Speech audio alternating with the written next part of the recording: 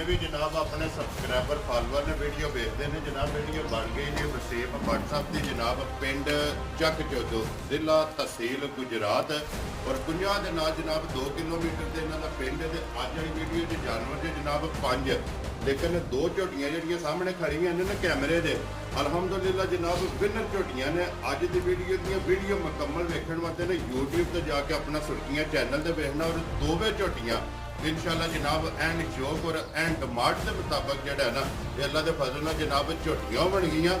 झोटियां की मुकम्मल वीडियो वेखनी है इन्हों का जनाब यूट्यूब से जाके अपना सुर्खियां चैनल से इन्हों का नंबर भी और इन्होंने झोटियां का मुल भी और मुकम्मल डिटेल जी है ना उत्थे इंशाअल्लाह लभ जाएगी। तो वीडियो लाजम जाके विजिट करनी है तो इंशाअल्लाह शौक जो भरावां का पूरा होगा। शौक पूरा हो तो माशाअल्लाह का कमेंट्स जो है ना ये जरूर देना। तो बाकी इस वीडियो के इजाजत चाहवांगे इंशाअल्लाह अगली वीडियो के नाल फिर